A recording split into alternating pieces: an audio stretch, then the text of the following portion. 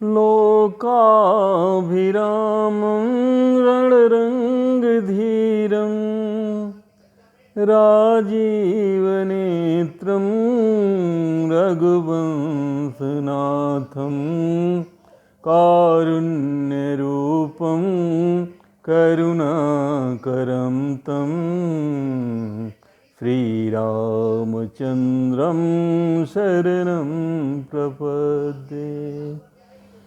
कर्पूरगौरं करुणावतारं संसारसारं भुजगेन्द्रहारं सदा वसन्तं हृदयारविन्दे भवं भवानी सहितं नमामि। अतुलितबलधामं हेमशैलाभिदेहं धनुजवनकृशानुं ज्ञानिनामाग्रगण्यं सकलगुणनिधानं वानराणामधीशं रघुपतिप्रियभक्तं वातजातं नमामि। मनोजवं मारुततुल्यवेगं जितेन्द्रियं बुद्धिमतां वरिष्ठं वातात्मजं वानरयूथमुख्यं श्रीरामदूतं शरणं प्रपद्ये। श्रीरामदूतं शरणं प्रपद्ये। श्रीरामदूतं शरणं प्रपद्ये।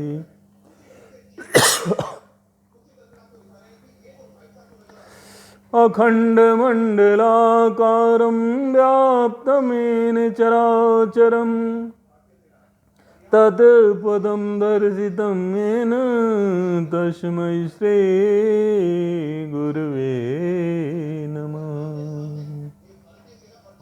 आज का प्रसंग नवधा भक्ति पर है। नौ भक्तियाँ बहुत ही सुरल, सुगम्य, सुलभ, आसान सभी के लिए उन भक्तियों का ही वर्णन आज के प्रसंग में है। कहते हैं नौ हुए कौ जिनके होई, नौ हुए कौ जिनके होई, नारी पुरुष सचराचर कोई, सो अतिशय प्रिय भामिनी मोरे, सो अतिशय प्रिय भामिनी मोरे। भगवान कहते हैं, श्री राम कहते हैं, नौमहु, नौ में से कोई भी एक भक्ति अगर किसी के पास होती, नौमहु एकहु जिनके होई, अगर किसी के पास 9 भक्तियों में एक भी भक्ति होती है, सो अतिशय प्रिय भामिन मोरे, हे सबरी वो मुझे बहुत ही प्रिय होता है। चाहे वो नर हो, पुरुष हो, नर हो, नारी हो, जड़ हो, चेतन हो, कोई भी हो, मुझे बहुत प्रिय होता है।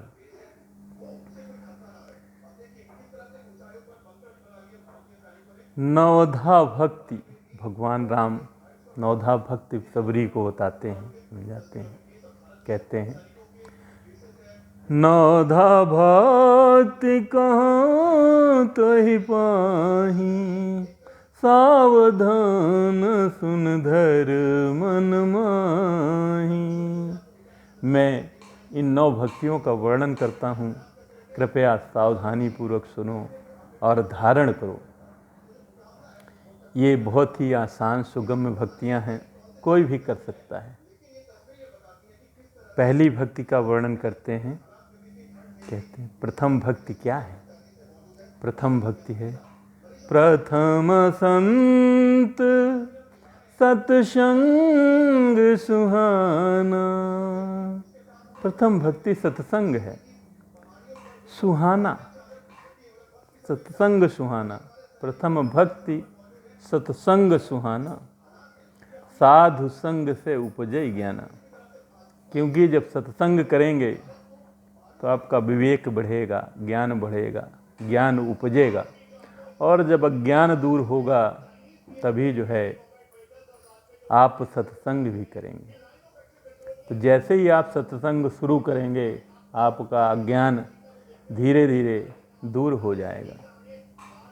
तो यही प्रथम भक्ति कहा उन्होंने, प्रथम संत सत्संग सुहाना, साधु संग से उपजे ज्ञाना।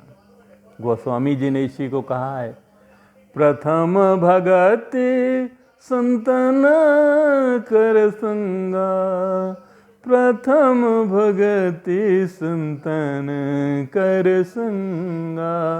जो प्रथम भक्ति है वो संतों का साथ है, संत के साथ रहिए, सत्संग करिए।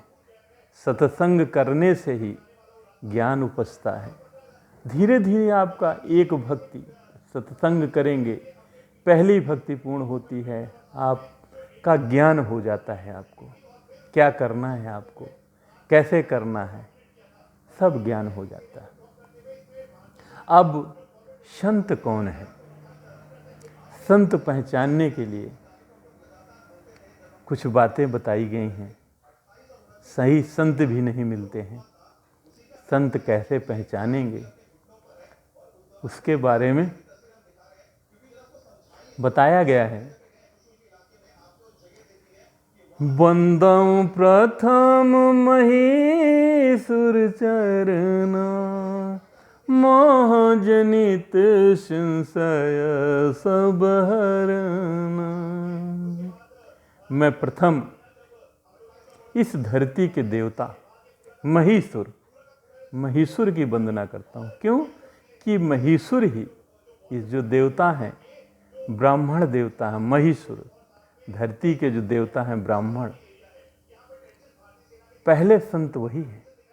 क्योंकि बहुत से अज्ञान वो दूर करते हैं। मोह जनित अज्ञान रूपी जो संशय होते हैं वो ब्राह्मण देवता दूर करता है। तो प्रथम संत ब्राह्मण ही होता है, ब्राह्मण देवता ही संत है। अगर ब्राह्मण ज्ञानी है, ज्ञान है, अपने कर्मों पे चलता है, सत्कर्मों पे चलता है, नित्य नियम पूजा पाठ भगवान का ध्यान करता है, वही ब्राह्मण है। और वो ब्राह्मण ही इस धरती का पहला देवता है। उसकी वंदना करिए, मैं भी उसकी वंदना करता हूँ। सुजन, आगे कौन है? सुजन समाज, ब्राह्मण तो है ही, लेकिन सुजन समाज, जो जानकार लोग हैं, जो ज्ञानी लोग हैं, जिनके मोह नष्ट हो चुके हैं। सुजन समाज सकल गुण खानी, वो सब गुणों की खान है। करहूँ प्रणाम जोरु जुग पानी, ऐसे समाज को, सुजन समाज को दोनों हाथ जोड़कर प्रणाम करना चाहिए। ये भी संत हैं, सुजन समाज सकल गुण। अब साधु के चरित्र के बारे में बताया गया है कि साधु का चरित्र कैसा होना चाहिए। साधु चरित शुभ चरित कपासु, निरस विशद गुणमय फल जासु। साधु का जो चरित्र होता है वो कपास की तरह है। जैसे कपास साफ श्वेत स्वच्छ सुंदर होता है, वैसे ही साधु का चरित्र नीरस। कपास में क्या होता है? डोरी में नीरस होती है, कोई रस नहीं होता। साधु भी सभी प्रकार के रसों से विहीन, कोई उसमें किसी तरह का अज्ञान नहीं होता, नीरस नीरस होता है साधु। नीरस विशद गुणमय, विशद श्वेत, साफ होता है, चित्त का साफ होता है, किसी के प्रति द्वेष नहीं होता, ऐसा साधु होता है। जैसे कपास श्वेत होता है, वैसे साधु के भी चरित्र में कोई दाग नहीं होता है, दागहीन होता है साधु। नीरस होता है, जैसे कपास का फल श्वेत होता है, वैसे साधु भी नीरस, सभी काम क्रोध मोह से हीन होता है। लोभ अहंकार, काम क्रोध लोभ मोह अहंकार से नीरस होता है, कोई रस नहीं होता है, दूर होता है इससे। गुणमय फल जासु, कपास में जैसे छोटे छोटे रेशों से मिलकर बनता है, वैसे साधु का चरित्र भी अनेक छोटे छोटे गुणों से मिलकर बनता है, गुणमय है, गुणमय फल जातु। जो कपास के गुण हैं वो साधु के गुण भी होते हैं। जो सही दुख पर छिद्र दुरावा, जो सही दुख पर छिद्र दुरावा, बंदनीय जेहि जग जस पावा। कैसा साधु होता है, जैसे कपास का बना हुआ धागा सुई में जा करके, सुई के छोटे से छेद में जा करके, कष्ट सह करके, छेद में जाने का कष्ट सह करके कपड़े को सिल देता है, कपड़ा जो फटा होता है उसे ठीक कर देता है, वैसे ही साधु भी होता है। वो भी अपने कष्ट को सह करके दूसरों के दुखों को दूर करता है, वो साधु होता है। जो सही दुख पर छिद्र दुरावा, दूसरे के दोषों को दूर करता है, वो साधु होता है।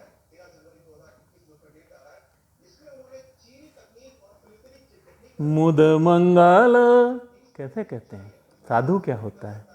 मुद मंगल में संत समाजु। ये संत समाज क्या है, कैसा होता है? जो मन को प्रसन्न कर दे। मुद मंगल में संत समाजु, जिमि जग जंगम तीरथ राजू। ये संत समाज, वो संत समाज एक प्रयागराज के समान है। जैसे प्रयागराज में 5 मुख्य घटक हैं, वैसे ही साधु में भी 5 मुख्य घटक हैं, बल्कि साधु में एक घटक अधिक है, 6 घटक हैं साधु में। प्रयाग में 5 घटक हैं मुख्य। और कैसे वो घटक साधु से मेल करते हैं? मुद मंगलमय संत समाजु, जो जग जंगम तीरथ राजू। ये जो साधु समाज है, संत समाज है, ये चलता फिरता प्रयागराज है, जंगम प्रयागराज, चलता हुआ प्रयागराज है, हमेशा चलता रहता है, स्थिर नहीं होता, वो प्रयागराज है। प्रयागराज तो अपनी जगह पर स्थिर है, लेकिन ये चलता फिरता प्रयागराज। कैसे है प्रयागराज जी? साधु में क्या है, प्रयागराज में क्या है, समानता क्या है? राम भक्ति पहला, प्रयागराज में गंगा जी है, सुरसरी। राम भक्ति जहाँ सुरसरी धारा। प्रयागराज में राम भक्ति है, प्रयागराज में गंगा जी हैं, साधु में राम भक्ति है। राम भक्ति जैसे गंगा जी समस्त पापों को नाश करती हैं, भव सागर प्रदान करती हैं, तार देती हैं प्राणियों को। गंगा तव दर्शनार्थे मुक्ति। वैसे संत में भी जो राम भक्ति होती है, उसकी संत की राम भक्ति गंगा के समान होती है। वो राम भक्ति जिस प्राणी को भी मिल जाती है, साधु की, संत समाज की, संत की, वो उसको तार देती है, भव सागर पार कर देती है। अगर प्रयागराज में गंगा जी हैं तो संत में राम भक्ति है। प्रयागराज में सरस्वती जी हैं, राम भक्ति जहाँ सुरसरि धारा, सुरसई ब्रह्म विचार प्रचारा। सुरसई ब्रह्म विचार प्रचारा। ये जो सरस्वती हैं, प्रयागराज में सरस्वती हैं, तो साधु में ब्रह्म विचार का प्रचार है। ब्रह्म विचार है। सरस्वती विद्या की देवी हैं। साधु का ज्ञान भी ब्रह्म ज्ञान का प्रचार सरस्वती के समान है। दूसरा, अगर प्रयागराज में सरस्वती हैं तो साधु में ब्रह्म प्रचार का ज्ञान है, ब्रह्म विचार का ज्ञान है। तीसरी, प्रयागराज में क्या है? विधि निषेध में कलिमल हरनी, करम कथार अभिनंदन भरनी। यह करो ये न करो कि कर्म कथा है। संत को पता है, संत जानता है, वो संत है, ये जानता है कि क्या करना है क्या नहीं करना है। ये कर्म कथा जो है, संत की जो कर्म कथा है, श्रेष्ठ कर्मों की कर्म कथा है, वो यमुना के समान है। कलिमल हरनी, जैसे कलयुग के पापों को यमुना जी नष्ट करती हैं, वैसे ही साधु के कर्मों की कथा सभी पापों को नष्ट करती है। कि संत बताता है ये श्रेष्ठ कार्य इसको करो और ये अश्रेष्ठ कार्य है, ये कार्य मत करो। कर्म कथा, संत की कर्म कथा यमुना जी है। 3 हो गए। चौथा, हरिहर काधा विराजत बेनी, सुनहि सबहि मुद मंगल देनी।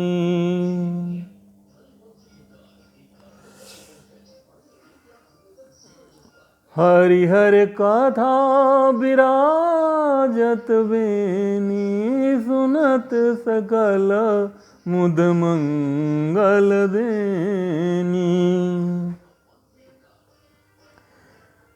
वो प्रयागराज में गंगा यमुना सरस्वती है। संत में भी राम भक्ति है, ब्रह्म विचार है और कर्म कथा है, कर्म है। चौथी चीज जो है, प्रयागराज में बेनी माधव है। भगवान बेनी माधव भगवान विष्णु के एक रूप वो विद्यमान है, जिनके दर्शन मात्र से ही समस्त कष्ट दूर होते हैं। साधु में भी हरि हर कथा, हरि भगवान विष्णु और शंकर की कथा का ज्ञान है। संत के अंदर कूट कूट कर राम भक्ति भरी हुई है, हरि की भक्ति भरी हुई है। हरि की कथा, हरि और हर दोनों की कथाएं उसके अंदर भरी हुई। जहाँ प्रयागराज में बेनी माधव साक्षात विद्यमान है, उसी प्रकार संत में हरि और हर की कथा बेनी माधव के रूप में विराजमान है। 5वीं चीज प्रयागराज में क्या है? बट विश्वास अचल निज धर्मा, तीरथ राज प्रयाग सुकर्मा। प्रयागराज में अक्षय बट है, बट है, स्थिर है, विशाल है, विशाल बट है, अपनी जगह पर स्थिर है। इसी प्रकार साधु में, संत समाज में विश्वास है, बट विश्वास, बट के समान विश्वास उसका, अचल निज धर्म, अपने धर्म पे चलने का, मेरा धर्म ही श्रेष्ठ है, अचल निज धर्मा। ये जो संत है तीरथ राज प्रयाग सुकर्मा, संत समाज में बट के समान जो है अचल विश्वास है, अपने धर्म के प्रति अचल रहने का जो विश्वास है। ये प्रयाग में कल्प वृक्ष है, बट वृक्ष है, कल्प तरु है, तो संत में अपने धर्म के प्रति अटल विश्वास है, वो उसका बट वृक्ष है। 5 चीज़ें प्रयागराज में हो गई, 5 चीज़ें संत में हो गई। अब एक ऐसी चीज़ है जो प्रयागराज में वही संत देता है, सत्संग। सत्संग संग संत ही देता है, घटक वो प्रयागराज में देता है, कहीं भी दे सकता है। प्रयागराज में सत्संग मिलता है, लेकिन सत्संग की जो खान है वो संत ही है। सत्संग ही, संत ही सत्संग की खान है। अब ये जो प्रयागराज है, तीर्थराज प्रयाग है, यहाँ तो कम लोग जा पाते हैं, बहुत दूर दूर से लोग आते हैं दर्शन करने, लेकिन आना पड़ता है। लेकिन जो संत रूपी प्रयागराज है वो सब ही सुलभ, सब दिन सब देसा, सेवत सादर समन कलेसा। ये जो संत समाज है ये सभी को हर देश में हर जगह पे सुलभ है, जिसको सेवन करने से, सादर सेवन करने से हर सब प्रकार के क्लेश मिट जाते हैं। जैसे प्रयागराज में 5 दर्शन के पश्चात समस्त क्लेश मिट जाते हैं, उसी प्रकार संत समाज के, संत के साथ सत्संग के आने पे रहने पर समस्त क्लेश मिट जाते हैं, सादर जो भी सेवन करते हैं।